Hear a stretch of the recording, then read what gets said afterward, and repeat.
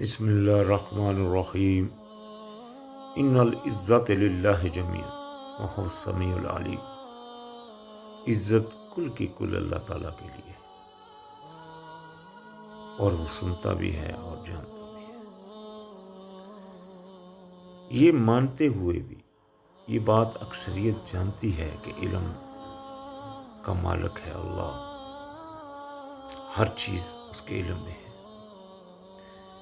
اور عزت بھی سب کی سب صرف اسی کی ہے، لیکن اس کے باوجود بھی لوگ اپنی بڑائی منوانے کے لیے، اپنے آپ کو بڑا منوانے کے لیے اسٹرگل کرتے ہیں، کوشش کرتے ہیں۔ حالانکہ اللہ پاک نے قرآن میں فرمایا کہ اللہ پاک نے جنت کا گھر اس کے لیے لکھ دیا جو دنیا میں اپنی بڑائی نہیں چاہتا۔ تو لہٰذا آج یہ معاملہ عرصے سے، یعنی کہ جب سے اسلام نبی علیہ السلام کے بعد اصحاب رسول کا دور جو چلا، اسی میں شیطان نے اس چیز کو اس وقت کے لوگوں کے اندر بھی ڈالا، اور جس کی وجہ سے اسلام پھٹنا شروع ہوا۔ جیسا کہ ہم جانتے ہیں، جناب عثمان کے بعد جو جناب علی کے دور میں یا جو اس کے بعد حالات چلے، تو یہ سارا معاملہ کیا رہا؟ حق تو وہ تھا جو اللہ پاک نے نازل فرما دیا اپنی کتاب میں۔ اللہ پاک نے فرمایا کہ جب دو مسلمان آپس میں لڑے تو ان میں صلح کرواؤ، یہ پہلی بات۔ دوسری بات اللہ پاک نے سورہ حجرات میں بتائی کہ جو پھر زیادتی کرے تو تم مل کر اس کے ساتھ لڑو۔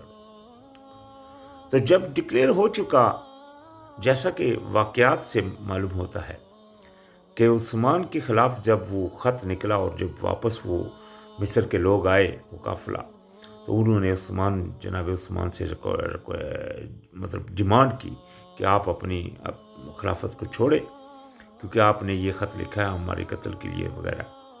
تو جناب عثمان نے وہ ڈکلیئر کر دیا کہ میرا اس میں کوئی قصور، میں نے نہیں لکھا۔ اور مروان بن حاکم نے اس وقت اپنے آپ کو واضح کیا کہ یہ خط میں نے لکھا ہے، یعنی کہ اس نے ڈکلیئر کیا کہ اس کا اس میں، یعنی کہ جناب عثمان کا کوئی غلطی، کوئی خطا نہیں ہے، یہ مروان بن حاکم نے لکھا۔ لیکن اس کے باوجود بھی ان لوگوں نے مروان بن حاکم کو چھوڑ دیا اور پڑے رہے پیچھے جناب عثمان کے۔ تو ابھی یعنی کہ وہ زیادتی کے اوپر آگے، تو باقی مومنین جو تھے ان کا حق بنتا تھا کہ ان سے لڑیں جو زیادتی کر رہے ہیں، لیکن ایسا نہیں ہوا۔ اور اس کے بعد پھر جب ان لوگوں نے جناب عثمان کو شہید کیا تو انہی لوگوں نے پھر جناب علی کو خلیفہ بنایا۔ ابھی جب جناب علی خلیفہ ہوئے تو پھر ان کو ام عائشہ کی طرف سے یہ ڈیمانڈ کی گئی کہ آپ مہربانی کریں اور بدلہ لیں وہ جو عثمان کے قاتل۔ خلیفہ تو انہوں نے مان لیا، لیکن جناب علی نے یہ عمل نہیں کیا، الٹا ان کے خلاف جنگ کی۔ اور اس کے بعد امیر معاویہ نے بھی، چونکہ وہ بھی اسی بات کی ڈیمانڈ کرتے رہے کہ آپ ان سے بدلہ لیں، تو خیر جناب علی نے واپس آتے ہی پھر صفین کی تیاری کر دی اور وہاں چلے گئے الٹا ان سے لڑنے۔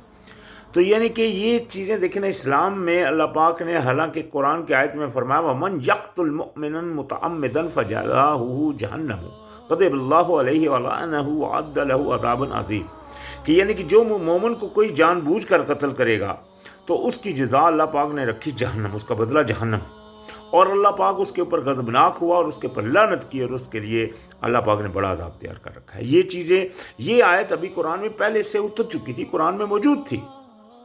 اس کے باوجود بھی مومنین کے قتال آپس میں یہ جناب علی کے دور میں ہی شروع ہوئے، یا اس سے پہلے جو مطلب یہ جو جناب عثمان کا جو ہوا وہ ایک سٹارٹنگ ہوئی، سمجھ لیں۔ تو خیر مقصد بات کرنے کا یہ ہے، یہ سارا عمل کیا، جتنا بھی عمل ہوا یہ سارا ایک شیطانی عمل تھا، شیطان کی وجہ سے یہ عمل کیا گیا اور مسلمانوں کو آپس میں توڑ دیا گیا۔ جبکہ قرآن میں اللہ پاک نے فرمایا تھا کہ یا ایھا الذین آمنوا اطیعوا اللہ واطیعوا الرسول ولا تنازعوا فتفشلوا وتذھب ریحکم واصبروا ان اللہ مع الصابرین، کہ اے ایمان والو اطاعت کرو اللہ کی اور رسول کی، اور تنازع نہ کرنا آپس میں، نہیں تو تم پھٹ جاؤ گے اور تمہاری ہوا ختم ہو جائے گی، اور صبر کرو کہ بے شک اللہ صبر کرنے والوں کے ساتھ ہے۔ یعنی کہ صبر کی تلقین اللہ پاک نے شروع میں دی تھی، تنازع نہ کرنے کا حکم اللہ پاک نے شروع میں دیا تھا۔ نبی علیہ السلام کے دور میں تنازع ہوا جنگ احد میں، تو اللہ پاک نے فرمایا کہ حتی اذا فشلتم وتنازعتم وعصیتم من بعد ما اراکم ما تحبون، یعنی کہ اللہ پاک نے تم کو وہ ہار کا مزہ چکھایا کب؟ جب کہ تم نے تنازع کیا، تم پھٹ گئے، تنازع کیا اور تم نے نافرمانی کی۔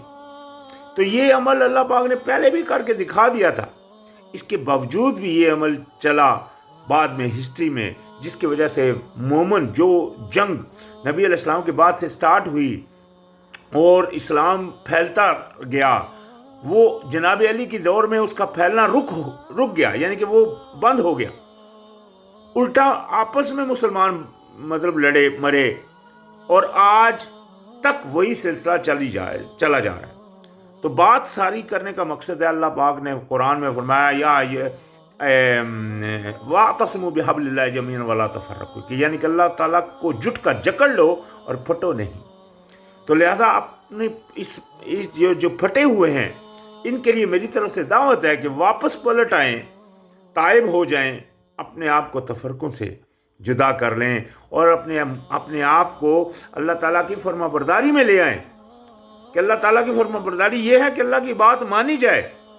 اللہ پاک کہہ رہے ہیں تفرقہ نہیں کرو، آپ بڑے بڑے اچھے پگڑیاں پہن کر، بڑے بڑے اپنے حلیے اسلامی دکھا کر، اور خود اسلام سے ہٹے ہوئے ہیں، تو اس سے اسلام کا آج جو حال ہے وہ کیا ہے کہ دنیا میں اس کی کوئی اوقات نہیں گنی جا رہی۔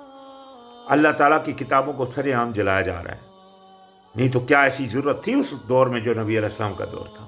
ایسی نہیں تھی ضرورت۔ وہ کیوں تھا؟ کیونکہ وہ ایک جٹ تھے۔ آج یہ پھٹ چکے ہیں، تو وہ چیز واپس لانا صرف تب ممکن ہوگا جب آپ اپنے اوپر اللہ تعالیٰ کی غلامی کو لاگو کریں گے۔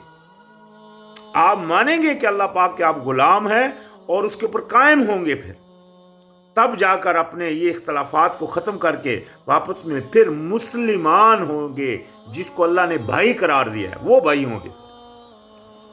اس بھائی کے سامنے جب اس کا باپ کافر آ جاتا ہے تو مومن بھائی ہیں، چاہے ان کو وہ جمع نہیں ہے، وہ ساتھ میں پلے نہیں ہیں، لیکن چونکہ مومن ہے تو وہ بھائی ہیں۔ جس طرح کہ نبی علیہ السلام کے دور میں غزوہ بدر میں ہوا، سامنے سے کفار، اس کا ایک کا باپ تھا، کسی کا بیٹا تھا، لیکن ادھر مومن تھے، تو انہوں نے مومنوں بھائیوں کے ساتھ مل کر ان کفار باپوں یا بھائیوں کو قتل کیا۔ یہ سارا کچھ سامنے ہے۔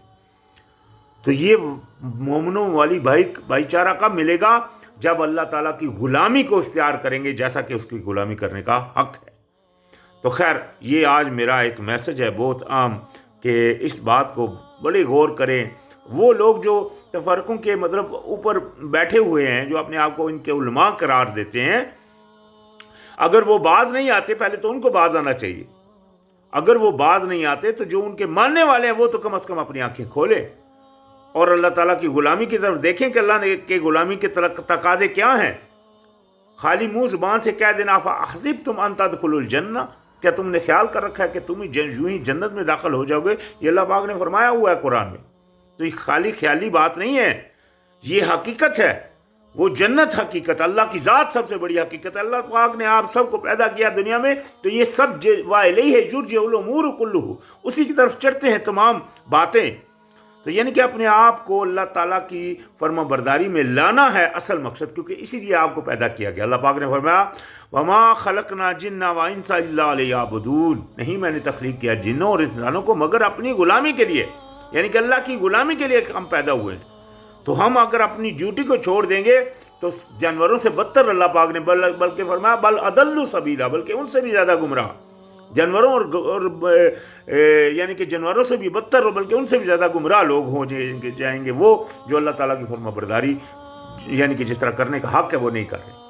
تو خیر، یہ میرا میسج تھا آج کے لیے، اتنا کافی۔ السلام علیکم۔